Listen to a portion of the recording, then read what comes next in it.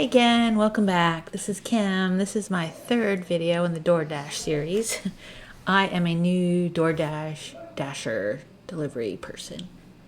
It's been really fun. So far, I've only finished 1 week of dashing, and I just wanted to do some videos with some information for people who are interested in becoming a Doordash driver and for customers, the Doordash customers, so they know what we're going through and what we're doing on the other end. There are a ton of Doordash videos already on YouTube. I tried to come from a different angle, so I hope you enjoy it. This one is called Dear Doordash Customer, What I Wish the Customers Knew.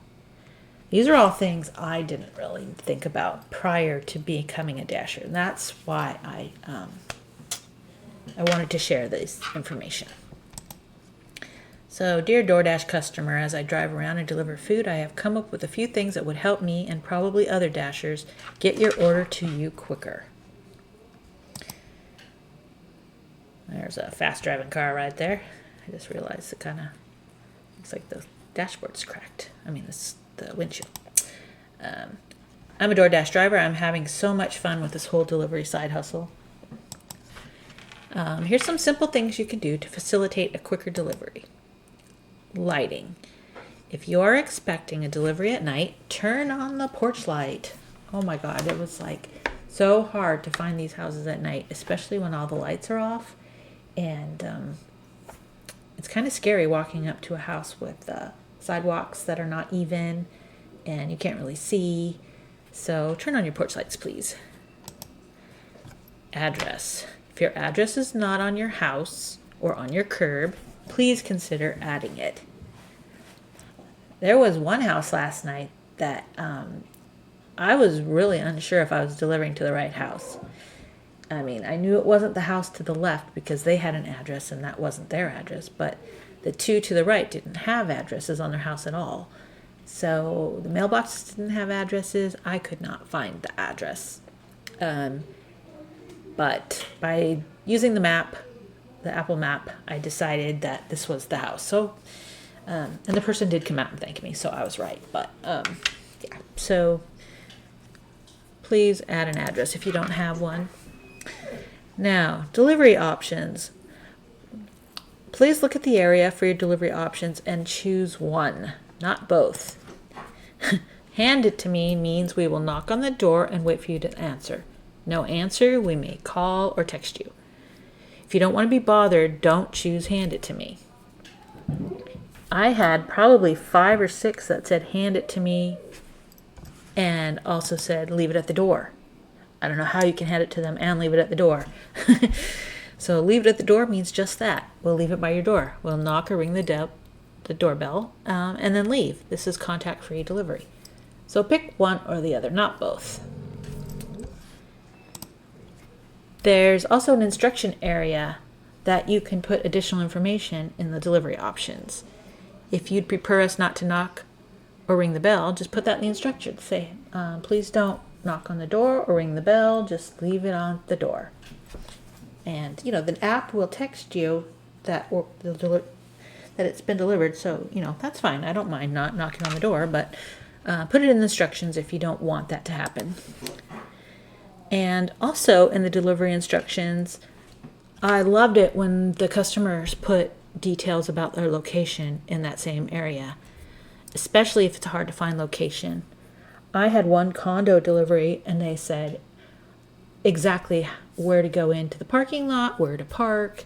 They said, I don't remember exactly what it was, but basically go into the parking lot and turn left. And after the third building, turn right and park across from the handicap spot and take the stairs to the left up to the second floor, blah, blah, blah, blah. It was very detailed and it was awesome because it led me right to their apartment. And I think I would have been wandering around for a long time if they had not done that because I couldn't see any addresses on the actual buildings. So that was very helpful. Here's some more simple things you can do. Apartments and condos. If you live in a large apartment or condo community, leave detailed delivery instructions, like I just said. What building are you in? Which way should we turn when we enter the parking lot? Upstairs, downstairs, where should we park, etc. I'm not kidding. It was very, very helpful when that one person did that. And then there was another one who told us nothing, and I'm just wandering around trying to find this apartment, and the numbers didn't go in order. So that was quite confusing. So this is the huge thing that hopefully more people will do. Okay. If you have an order change, don't add food. So in the delivery instructions, I had some person said that they wanted me to add a Sprite. I was unable to do that because I didn't get those instructions, the delivery instructions, until after I picked up the food. I was already in the car. So contact DoorDash directly or the restaurant to add items or make changes to your order. Your DoorDash delivery person, I think some people with the red card, I don't have a red card yet, but I think they place the order maybe, and maybe, I'm not sure, but I don't think you see the delivery instructions until after you've already picked up the food. So don't leave those kind of instructions or change orders in the delivery instructions because it'll be too late. Please respond to text and answer your phone. So during the time that the Dashers are picking up your food, they may need to contact you. We want to ensure you get what you want, and if the restaurant wants to substitute an item, we need to verify it with you. Please respond to the texts and calls. I was doing a 7-Eleven pickup, which was a joke, but anyways, he wanted a certain kind of candy bar, and they didn't have that candy bar, and I wanted to know if I could substitute something else for him or if I should just have it refunded, but the guy never responded, so I ended up just having it refunded for that one candy bar because I didn't know what he wanted because he wouldn't answer the call or the text. So please respond. It helps us bring you what you want. Now, I'm not begging here, I'm just saying consider adding a tip. If you do not add a tip, then your order offer that we see is very low, and most Dashers will decline that offer. This may increase the time before you get your food. We use our own vehicles, our own gas, and our own time. We are not paid hourly, we are paid based on the DoorDash base amount, which can be as low as $3, plus any tip that is offered. I got a handful of $3 offers, and there's no way I was going to take them. I'm not going to do anything for $3. It could take 15-20 minutes to go into a restaurant and pick up the food and then turn around and drive it to someone's house. Not going to make very much money if you do $3 at a time. So I'm not sure why people don't tip. I don't think it's required, but if you want your food in a timely manner, maybe just add a couple bucks. It's greatly appreciated by the Dashers because, like I said, not many people are going to do it for $3. Even $5. So, anyways, yeah. That's all I have. If you have more things that you wish that customers knew, add them below. Do you have any comments on my thoughts? Leave it below.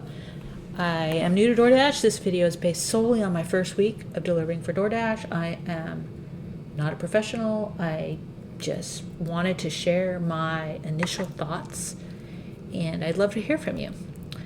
Also, please subscribe. I'll be posting more DoorDash videos soon. So thanks so much for visiting my channel. I mostly talk about technology, computers and Windows and software and just random technology items. DoorDash kind of falls into it because you use it on an app. So I thought I could include that in here, but please check out some of my other videos. I have some huge variety of topics and one might interest you. Well, I hope so anyway. So Happy New Year to you all, and I'll see you soon. Thanks so much for listening.